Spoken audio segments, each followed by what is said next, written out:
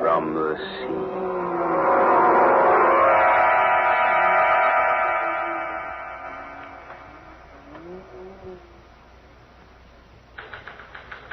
Sorry, Mr. Hedges. This is all we can dig up on that story about the missing Hollywood people. Well, we can't wait any longer. We got to go to press. Let's see what you got. Story from the film Capital. More than a week ago, November 20th to be exact, Philip Hayward, young cinema star of Yesterday's Bread, and the popular actress Judith Johnson set sail for New Zealand aboard Hayward's private yacht. As chaperone, Miss Johnson's movie director father accompanied the pair, and it's reported that Johnson Sr. is taking advantage of the sea voyage to complete his original cinema yarn, a story of the strange creatures who live beneath the surface of the sea. That was more than a week ago. Word's been received from New Zealand that the Hayward yacht's more than 2 days overdue. A careful check gives evidence that there have been no disturbances on the Pacific throughout the time the party's been aboard. Special searching parties failed to discover the whereabouts of the boat. The question in Hollywood tonight, the question everywhere, is what's happened to the trio aboard the Dolphin? Where are they? Have they become victims of the fantastic creatures created in the imagination of the author-director aboard the yacht? That is this week's Unsolved Mystery. Will it ever be? Oh, that's all right. Boy. Right. Get this down to makeup. Let's get rolling. Right away.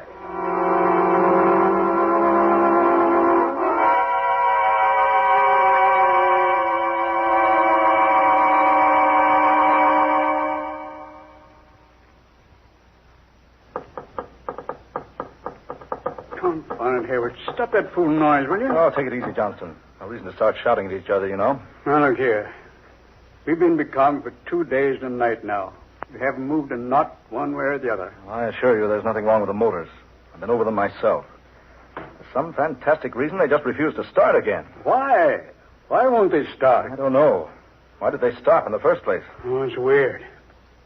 It's like some strange spirit has descended upon the boat. Oh, nonsense. Is it nonsense? There are many terrifying legends about sea spirits, fantastic adventures that have happened to sailors at sea. Oh, just a lot of myths. Who knows what strange creatures lurk beneath the sea's surface? Who can tell what might come up out of the depths at any moment? Oh, stop it.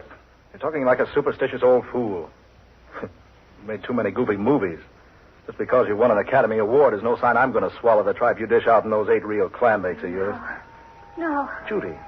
You can't. Hey, what's the matter with you? You cannot. No. I won't let you. Daughter, hey, wake up. No, you can't do it. No. No, I say. No.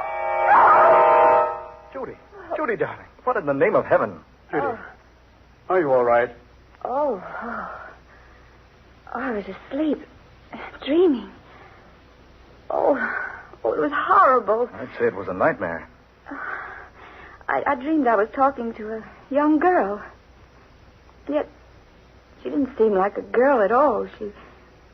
She looked more like a mermaid. A what? She was like a nymph from the sea. I thought she stood looking at me. She told me she'd been dead for centuries, and yet not really dead. I couldn't understand what she meant. She said something about her body being dead, but her mind being free to wander about the world. Fantastic. Oh, Dad, it was ghastly. She kept trying to convince me that I should let her mind enter my body. Well, what did she say she wanted to do? She said the entire civilization of the earth depended upon the task she had to perform. Oh, Phil, she seemed to be actually trying to force me out of my body so she could enter it. Judy, what did this creature look like? Oh, she was awful looking, Dad. She had long hair, green and slimy like seaweed. Her teeth were brilliant red. They were long and pointed. She kept staring at me with her little beady eyes. They were horrible, for there were no eyelids. She never blinked once. She just stared and stared. Yes? What else, Judy? Oh, it was horrible when she touched me. She had long, narrow fingers with no nails on them, and they were covered with fish-like scales. That's positively the most amazing thing I've ever heard of. Mr. Hayward. Mr. Hayward. Oh, yes, Ned. What is it? Oh, I say, look at the lad. Why, what's wrong, boy? You're pale as a ghost. Mr. Hayward, The Dolphin. She's moving. The boat's moving. Good. The men got the motor started. No, sir. That's just it. The motors aren't running. And there's no wind. But the boat's making about 20 knots an hour. Oh. Why, this boat couldn't possibly move without motors. That's not all. There's a man at the helm steering the boat. And he's a man none of us have ever seen before. Ned, are you sure? Sure as I'm standing here, sir. And he's the strangest thing I've ever seen. Well, let's go have a look at him. Hey, come on. Judith, you'd best stay here. Oh, no. No, I'm not going to stay here by myself. All right, come along, all of you. Follow me.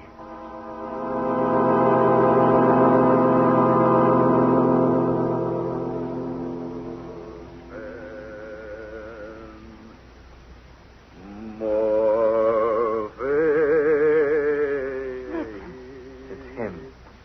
Standing up there at the helm. Singing. Some sort of an ancient sea chanty. Easy now. Maybe trouble.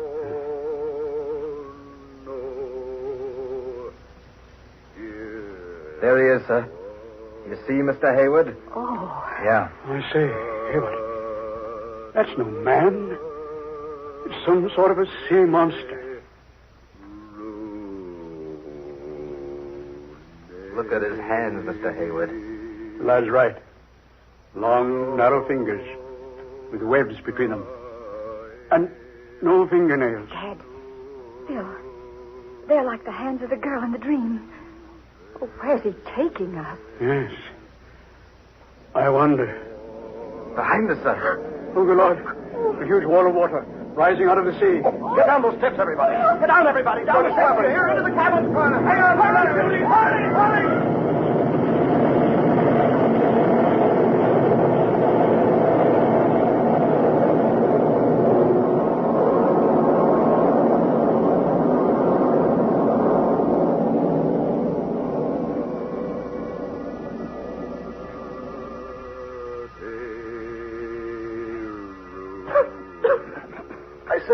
Everybody all right?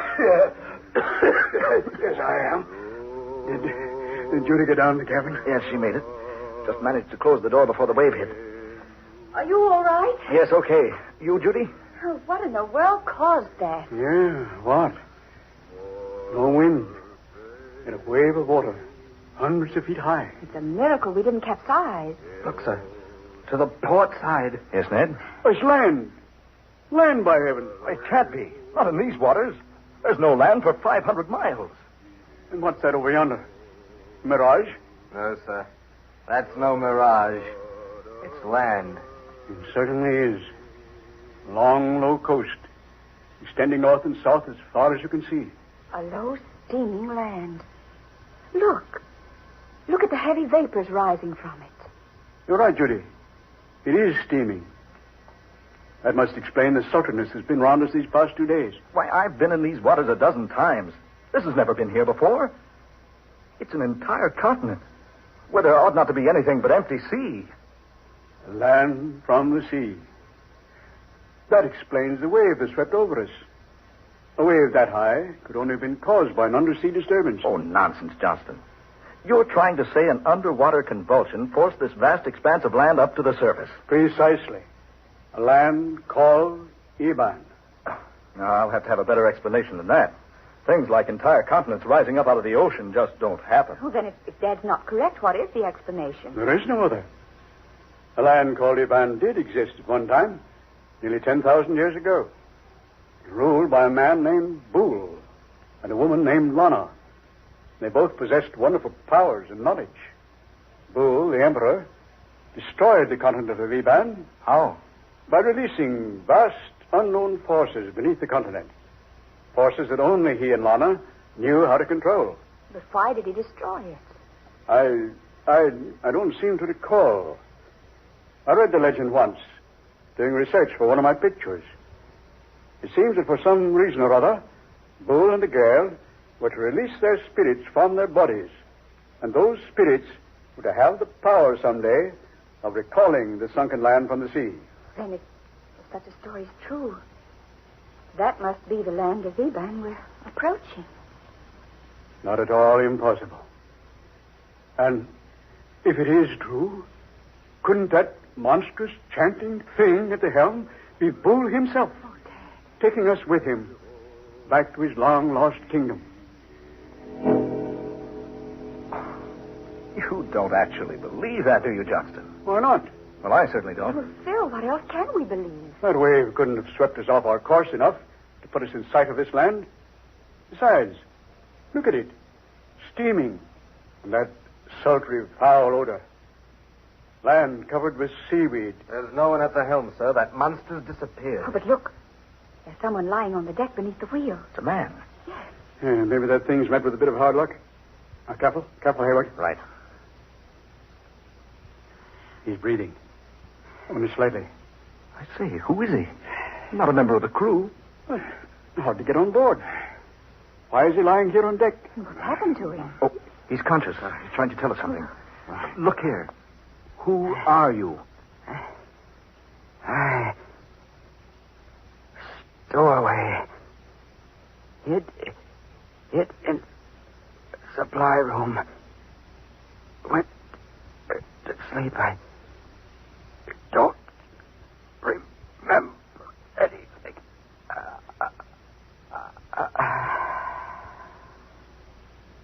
Stowaway, he says.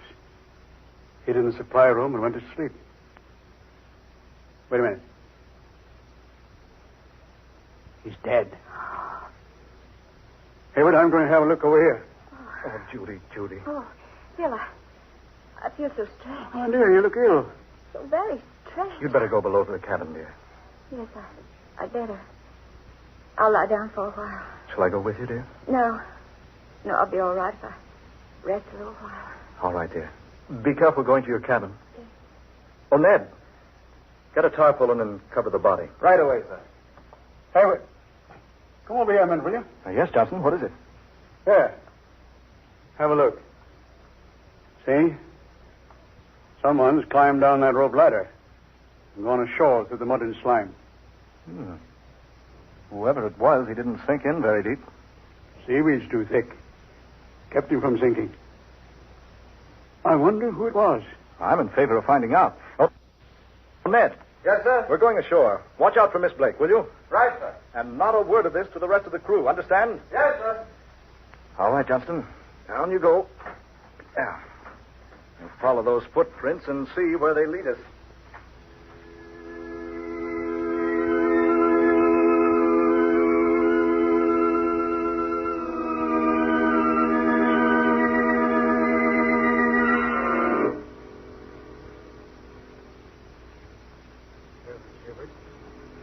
It's the most evil-smelling place I was ever in. Hold on. Look. Yeah. I see what you mean. A city up ahead there. A city. From the depths of the sea. I say, Johnston, isn't that Captain Webb going into that low-dome building over there? Eh? Oh, yes. Yes, it is. So that's our man. Ahoy, Captain! Captain Webb! Wait a minute, Captain. Hold up a bit. Hayward. He's turned around. That snarl on his face. He's got a gun in his hand. Hayward. It isn't Webb.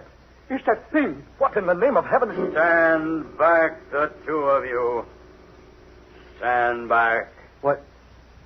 You're not Captain Webb. I am Bull, Emperor of Eban, and I've returned to claim again my ancient kingdom.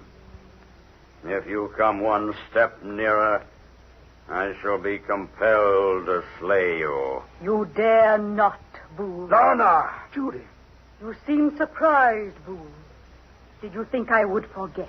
Lana. Judy, darling, what does this mean? Why do you speak so strangely? And why does this thing call you Lana? I am Lana, Philip Hayward. I have borrowed for a while the body of your beloved Judy. What? My mind, my spirit has entered her body. You see me as Judith Johnston, but now I am Lana, Empress of the Kingdom of Eban. I have returned to rule Eban. And I have returned to prevent. You cannot prevent it, Lana. Look here. This quarrel is none of my affair. I demand that you release whatever power you have over my fiancée. I have borrowed her body only for a little while, Philip Hayward. Just as Boole has borrowed the body of the captain of your craft. Yeah. The body I first borrowed was a weak one. A sick stowaway. The captain's is a sturdy body. Now it is mine. But you must return it to him, Boole. It is the law. You must return his body unharmed, just as I must return the body of Judith Johnston. It shall be so. I am about to enter the temple now to regain my Ebonite body. You cannot open the burial chamber unless I accompany you. I realize that full well. I enter the temple now. I shall await you, Lana, beside the sepulchre. Look here, Lana. Oh, whoever you are, well, this is some horrible nightmare. Philip Hayward, we must act quickly. I will try to explain. When Boole destroyed Eban 10,000 years ago, we sealed our Ebonite bodies in a vacuum chamber inside this temple. And our spirits left our bodies to roam the universe until Eban should be restored. Now Boole intends to re-enter his body and build a new Eban. Once he does reclaim his ancient body, all is lost. For no one save me can destroy him. And if I slay him, I too must die. But what can you do? I have a plan. Come with me into the temple where Boole awaits.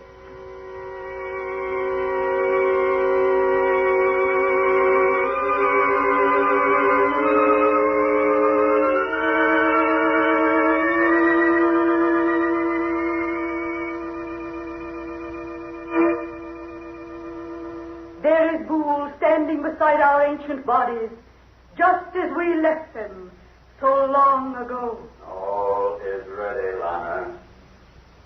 We will break the vacuum, permit our spirits to enter our sleeping bodies. Are you prepared? I am prepared, Boole. Then we begin.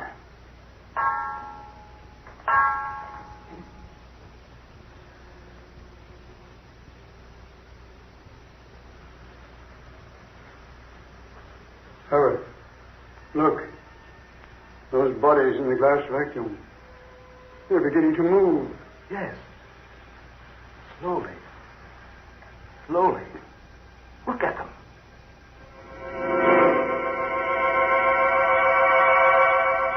Oh, no. No, don't. Please, Lord. Judy, darling. Oh, no.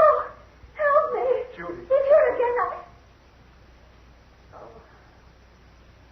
Where am I? Judy. How did I get here? Judy, thank heaven she's left you. You're yourself again. Look. They've left the vacuum. See? Up there. Oh, there she is. She's the one in my dream. You are free, all of you. Not so. The three of you will remain here forever to help rebuild the populace of Eban. You cannot, Boole. Boole is all great, all powerful. Boole is the law. No one can defy. No one, Boole, save me. You lack the courage, Lana. Not now. I have the courage now. You are cruel and wicked, Boole. Your rule of ancient Eban ended in horrible tragedy. It must not happen again. Put down the weapon, Lana. You dare not slay me. You'll die yourself. Then I call upon death to claim me. You dare not, Lana. You dare not slay the son of the Ancient One. Yes, Boole, yes. It has been written by the hand of destiny. Lana, think. Think before you slay me. It's beyond the realm of thought, Boole. No. I destroy you, brother!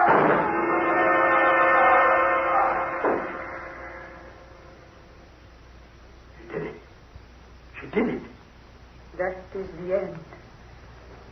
All is finished now. No, you must go. Can you come with us, Lana? No, for soon I perish also. You must hurry now. Leave Iban quickly. Go while yet you have time. Hasten before it is too late.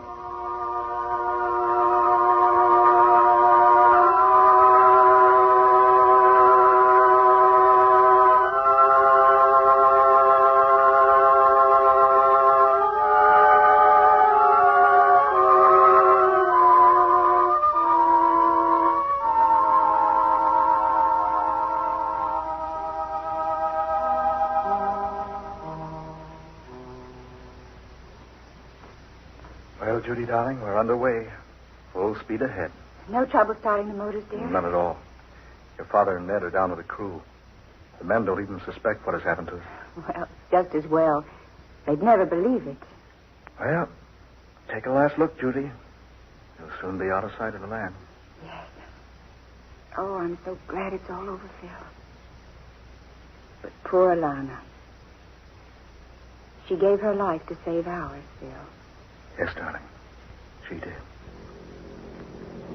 What's that? Look.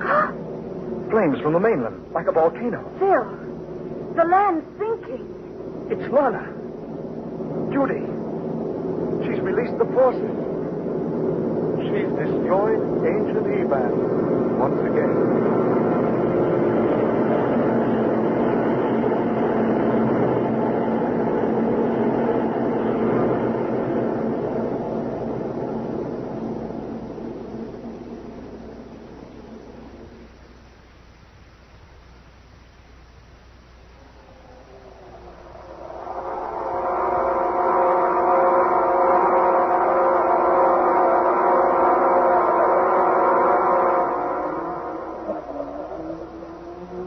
Dark fantasy.